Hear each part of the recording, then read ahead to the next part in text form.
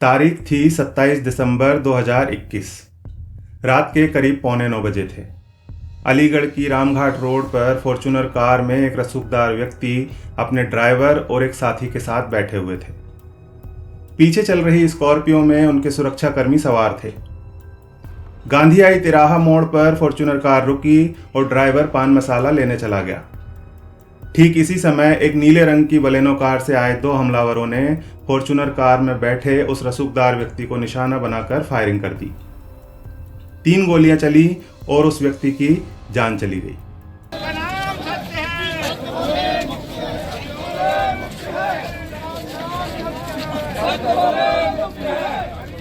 नमस्कार, मैं हूं मनोज मनु और आप देख रहे हैं द चाणक्य।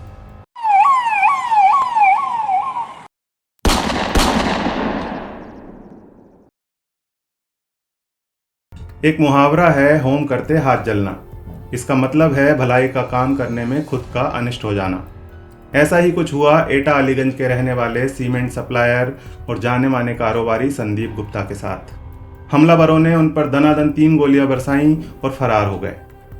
संदीप गुप्ता के पास एक नामी सीमेंट कंपनी की फ्रेंचाइजी है। साथ ही उनका ट्रांसपोर्ट का कारोबार है, जिसमें दर्जनों ट्रक लगे हुए हैं। इसके अलावा साड़ी संसार के नाम से भी एक प्रतिष्ठान है। संदीप गुप्ता 27 दिसंबर सोमवार को सीमेंट कंपनी के अधिकारी शशांक निगम को अपनी फॉर्च्यूनर कार में बैठाकर उनके ग्रीन पार्क स्थित घर पर छोड़ने जा रहे थे। जब उनकी कार गांधी आई हॉस्पिटल के सामने पहुंची तो उनका ड्राइवर रणवीर गुटखा लेने चला गया। तभी संदीप गुप्ता पर हमला हुआ। सेंटर पॉइंट भैया की रजनीगंधा ले आओ। हम रजनीगंधा लेने के लिए गए, बस इतनी फायरिंग हो गई। कार के शीशे से सटाकर उन्हें 3 गोलियां मारी गई थीं। इसके बाद हमलावर हवाई फायर करते हुए फरार हो गए। संदीप गुप्ता के बेहद करीबी पूर्व जिला पंचायत सदस्य महेंद्र प्रताप और पिंका ठाकुर पर भी हाल ही में हमला हुआ था। इसलिए पुलिस को इस घटना के पीछे कारोबारी और सियासी रंजिश की बू आ रही थी। पुलिस ने मामले में खुलासे के लिए 5 टीमों का गठन किया था।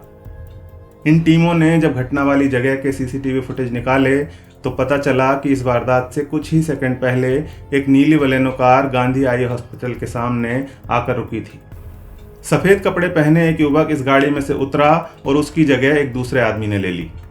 एक और युवक जिसने काले कपड़े पहने हुए थे वो किसी से फोन पर बात करने लगा। शायद उसे कोई संदीप के आने की सूचना दे रहा था।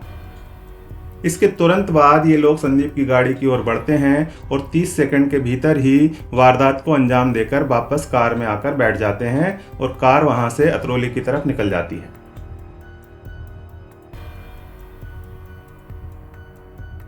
इस हत्याकांड की जांच के लिए लगभग 200 से ज्यादा सीसीटीवी कैमरे खंगाले गए तो पता चला कि एक क्रेटा कार ऐसी है जो शूटरों की बलेनो कार के आगे पीछे लगभग पूरे रास्ते दिखाई दे रही है। शाम को 6 बजे शूटरों की कार शहर में घुसी। उसके बाद से घटना करने के बाद तक वह कार ऐसे साथ चल रही है जैसे कि वह हमलावरों की कार को गाइड कर रही है। गांधी आई तिराहा पर शूटरों की कार संदीप से आगे थी।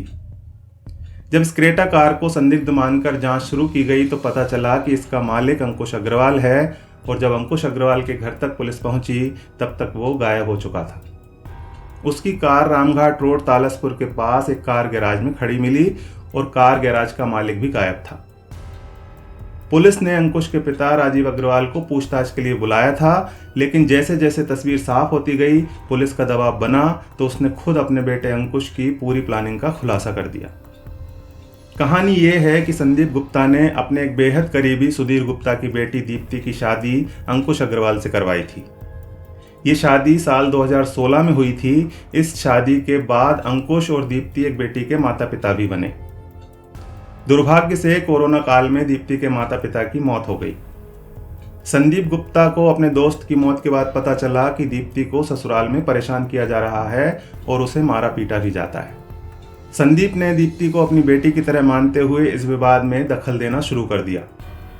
जब उनके समझाने पर भी अंकुश और उसके घरवाले नहीं सुधरे तो 16 सितंबर को संदीप दीप्ति को अपने संग अलीगंज ले आए और 21 सितंबर को उसकी ससुराल वालों के खिलाफ मुकदमा दर्ज करवा दिया।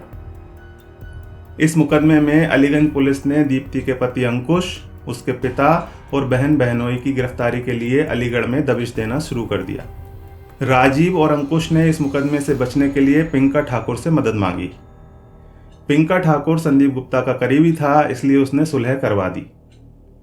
सुलह की शर्त यह थी कि अंकुश दीप्ति को 90 लाख रुपए देगा, जिसमें से 45 लाख रुपए उसी समय और बाकी के 45 लाख रुपए अलीगंज थाने में लिखा गया मुकदमा खत्म होने पर दिया जाएगा। अंकुश के पिता ने मौके पर ही 20 लाख रुपए संदीप को दे दिए और 25 लाख रुपए दीप्ति के खाते में ट्रांसफर भी कर दिए।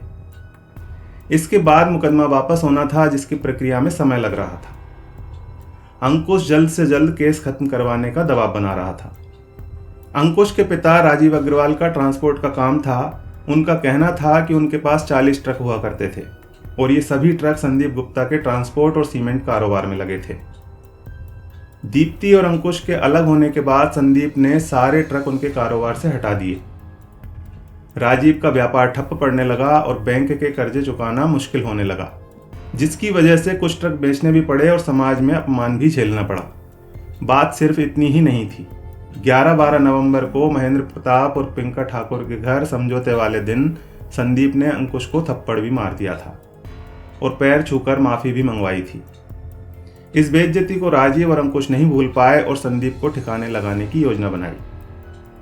अंकुश ने अपने दोस्तों दुष्यंत चौधरी और साहिल के साथ मिलकर अपनी बेइज्जती का बदला लेने की ठान ली। साहिल ने शार्प शूटर्स का बंदोबस्त किया था।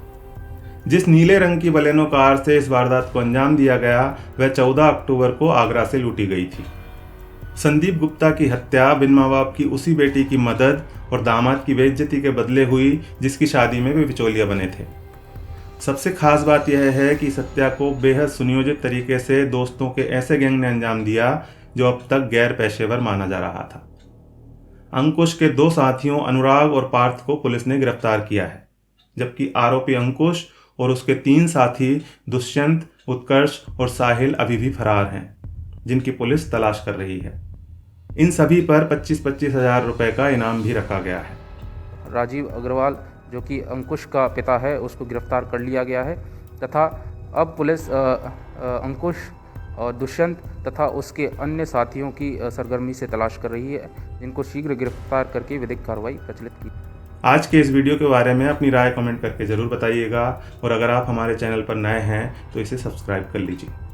धन्यवाद।